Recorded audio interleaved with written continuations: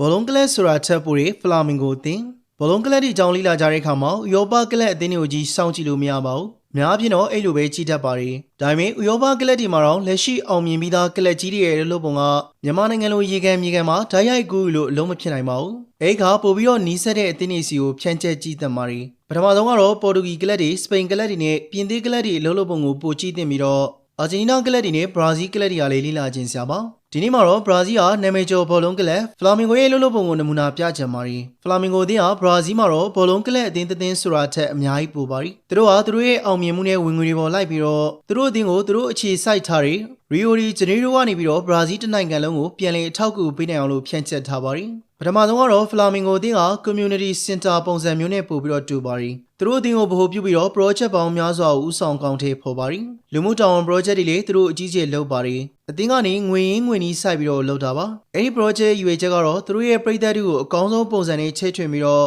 လူရည်နေပါတဲ့အုပ်စုတွေကပါဝင်နိုင်အောင်လို့စီမံပေးထားတာပါဒါတော်တော်လေးတိုးတက်တဲ့အမြင်ရှိတဲ့ခြေလှမ်းတွေပါပဲနောက်တော့ဖလာမင်ဂိုအသင်းရဲ့အရေးကြီးတဲ့လုပ်ရက်တစ်ခုကတော့ပညာရေးအထောက်ပံ့ပေးတာပါအဲ့ဒီ program တွေထဲမှာ Gary ဆိုတဲ့စာဖတ်ရအောင် project ကလည်းတစ်ခုပါပဲအဲ့ဒီ project မှာ Rio de Janeiro ရဲ့တဝိုက်ကလူတွေမျိုးစုံဘက်ကလူတွေစာဖတ်နိုင်အောင်စာကြည့်တိုင်းမျိုးစုံနဲ့ပေါင်းဆက်ပြီးတော့စာကြည့်တိုင်းမျိုးစုံနဲ့ပေါင်းဆက်ပြီးလုပ်ကြတာဖြစ်ပြီးတော့ကလေးငယ်တွေအတွက်စာအုပ်တွေလူတန်းပေးတာမျိုးလည်းပါပါတယ်ဒါစာတမ်းမြောက်မှုမြင့်တက်လာဖို့နဲ့